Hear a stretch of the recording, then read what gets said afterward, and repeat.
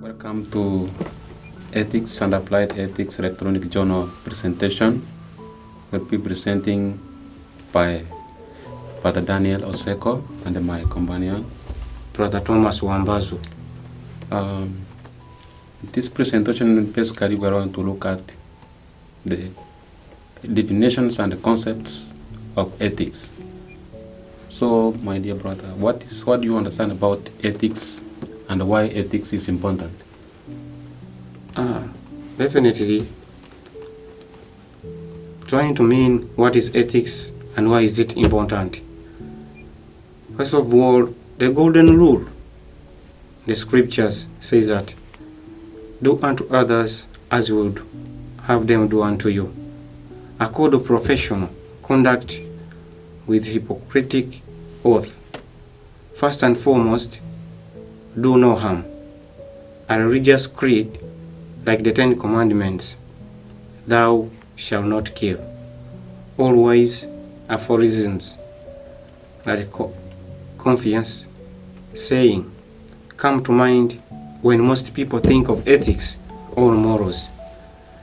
The most popular definition of ethics is conduct, norms that separate acceptable from inappropriate behavior.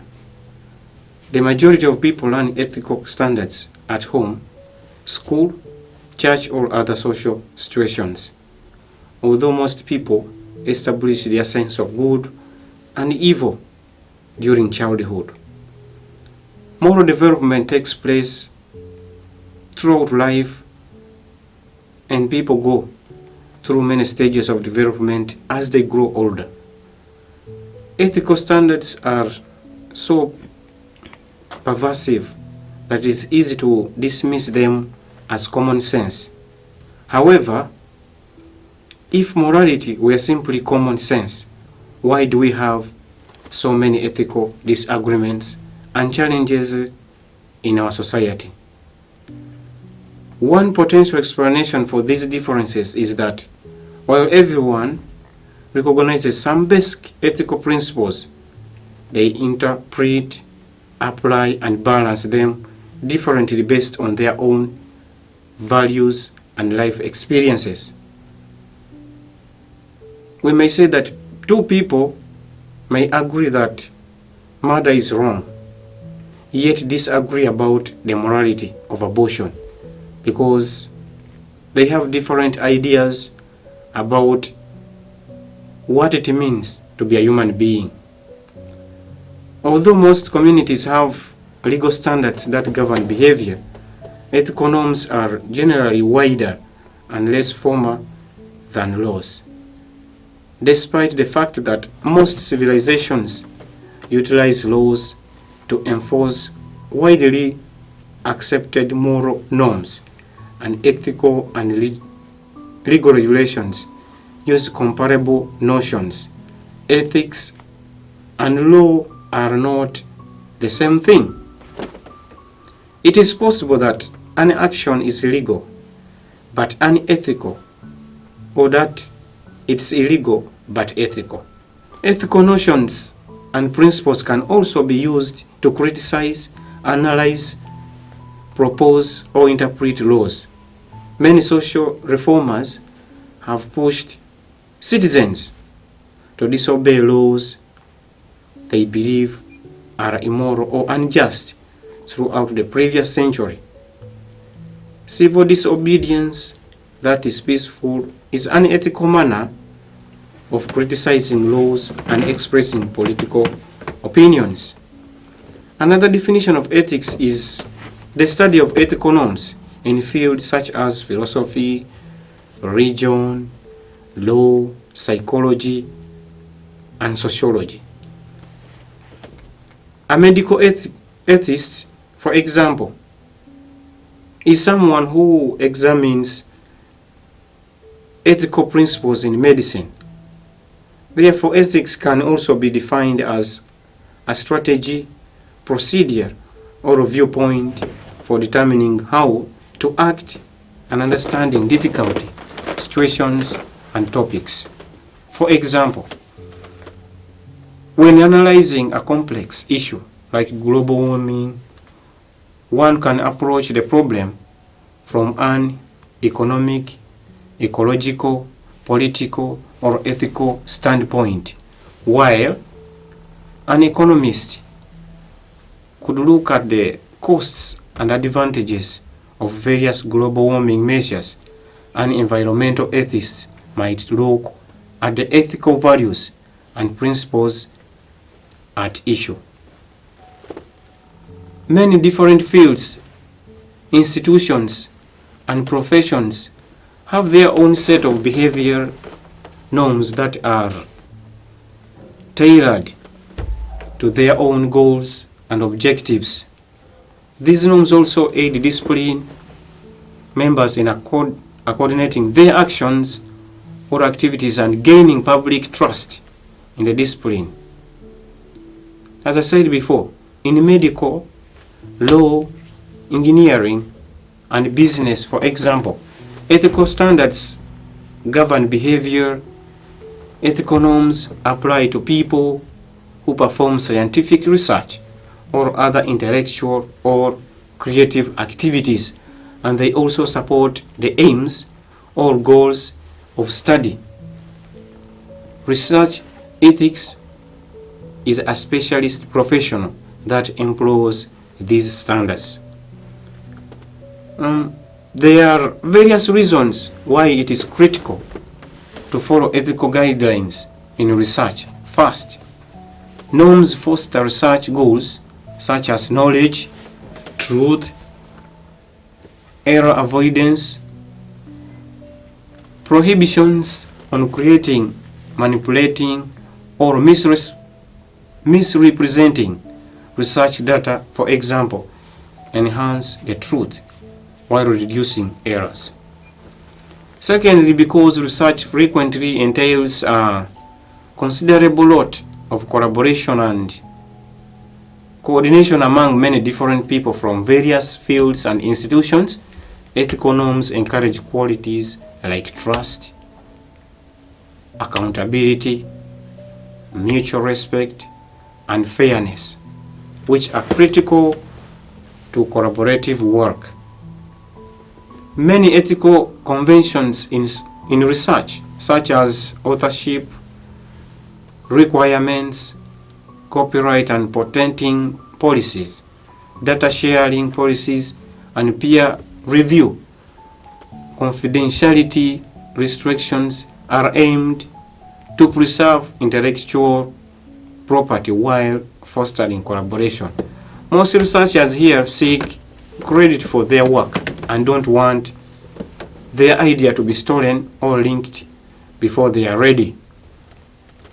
And thirdly, various ethical standards make it possible for researchers to be held accountable to the public. For example, government laws on research misconduct, conflicts and interest, human subject protections, and animal care and use are required to ensure that public-funded researchers may be held accountable to the public.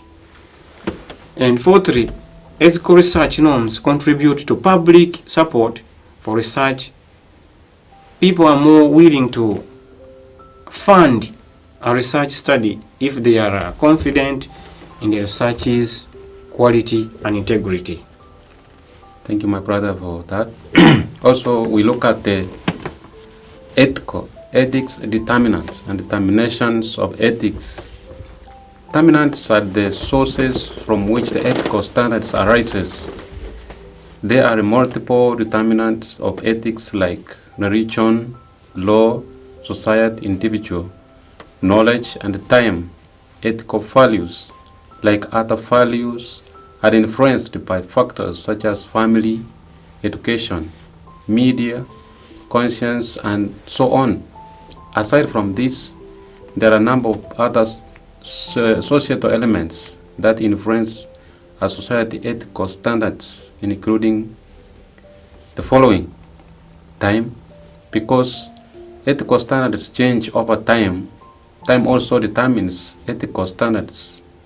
Sati Buddha and charitability, which were once regarded ethical in India, but they are no longer. Experience. Another one. Our attitudes toward ethics and morality are shaped by our life experiences. After few experiences, we may be more committed to ethical principles. For example, Ashoka's experience in the Kalinga War influenced his kingship ethics. We tend to drive more cautiously to follow the traffic laws after witnessing road accidents. Thirdly, we look at the benefits analysis, which is a method of evaluating the ethicality of activities by comparing the positive and negative outcomes. The utilitarian philosophy advocates for the largest good of the greatest number. For example, the construction of large dams displaces a large number of people, but the government justifies it by citing the increased number of people who benefit from drinking water, irrigation, electricity, and among other things. Fourthly, we look at the inspirations. People's ethical standards are frequently shaped by, for example, by personalities or events that have an impact on their minds and emotions.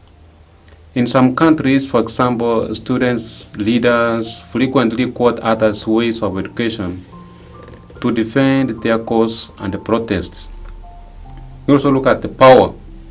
A society's ethical norms are often established by political, economic, or social power. Governments enact public policies and rules that specify what citizens should not do. People are influenced, and ethical standards are influenced by wealthy persons, such as celebrities and social leaders. We also look at education. Education policy has an impact on what individuals know and believe. People's values are formed by the norms that are lauded by the educational system. For example, tyrants such as Adolf Hitler crafted the school curriculum to influence people's ethical standard in support of authoritarianism and nationalism. We also look at governance. This is the process by which the government creates rules and policies that encourage one sort of behavior while discouraging another. People's political standards, as well as their adherence, are shaped by such incentive structures. It is the role of government to make it difficult for people to do wrong, easy to do right.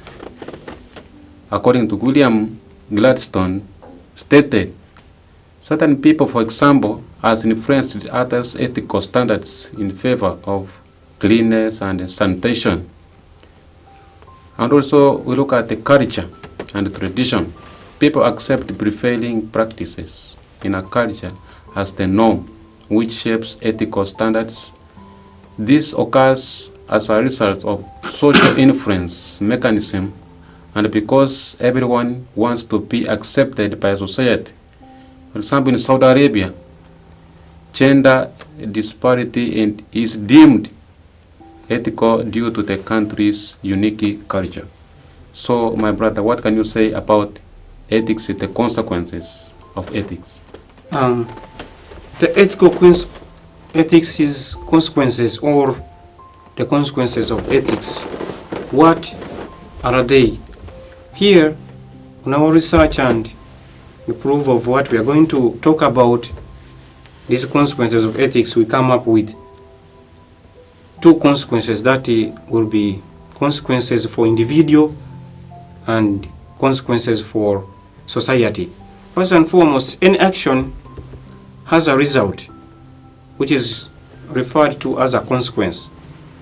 Doing good with sound thinking, that may be ethics, provides a number of advantages, including keeping the society safe, I am in a nice mood, establishing credibility, providing for basic human necessities, and so on. However, being unethical has a number of drawbacks, including loss of faith, nepotism, corruption, crimes, and so on. So, among these two consequences, let us start with the consequence of an individual. What are they? First, an individual's happiness. An ethical life is believed to be the source of ultimate happiness, rather than a life of wealth, pleasure, renown, and so on. Such bliss leads to a state of ultimate fulfillment and contentment, in which a person does not require anything more or less. Here we see that Aristotle claims that following the golden mean, or middle way, or moderation, whatever, leads to eudaimonia, or happiness. Donating blood, for example, makes us feel good on the inside. And the second consequence for an individual is positive attitude towards society. An ethical individual has a positive attitude towards society, and this is being called optimism, which contributes to the development of social capital and trust.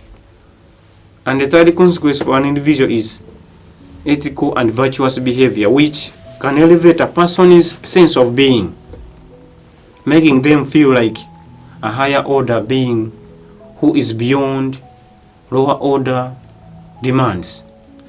This type of behavior leads to a greater sense of accomplishment, like Lord Rema was unconcerned about lower order, which made him to want or like to be kingly or kingship, deserving power and wealth, and instead of being concentrated on values such as courage and responsibility.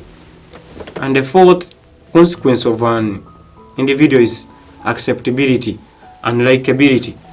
When a person behaves ethically, he or she is accepted into society and respected for their deeds or their works or their way of living. And here we see that children who respect their elders, for example, are valued by their family and relations. The fifth consequence of an individual is interpersonal relations.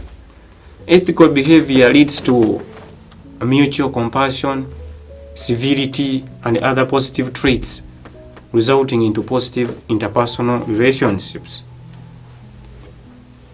Greeting individuals with a smile or demonstrating courtesies, for example, leads to reciprocation and so healthy relations. And the sixth consequence of an individual is making decisions. In our current complex lives, I see that ethics tells us what is the proper thing to do in ethical dilemmas where we are torn between two equally good and awful options. Here, ethics also gives a decision maker a foundation on which to justify their actions. Civil servants, for example, follow a code of ethics to help them make decisions. And the second consequences of ethics is or can belong to a society. And I would like Brother Daniel Machuka to really immerse us into these consequences for a society or a society. What would they do and what are they? Yeah, when we we look at the consequences of the society, first of all, we look at the peace and the harmony. Ethical behavior is rewarded with reciprocity, resulting in a peaceful and a stable community. Neighbors have good relations if they respect each other's noise, pollution, sanitation, and other rules. Similarly, if countries follow international law, the world is at peace.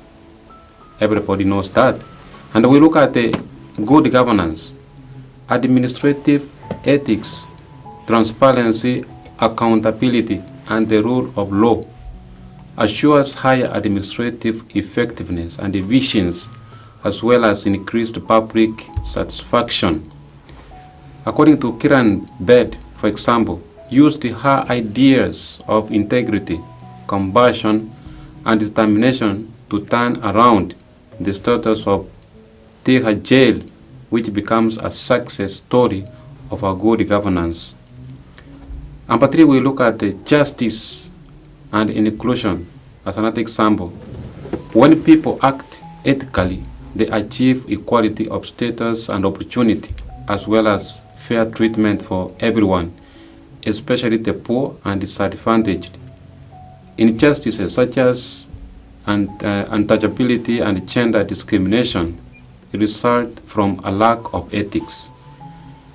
Another one is economic development that is equitable and inclusive.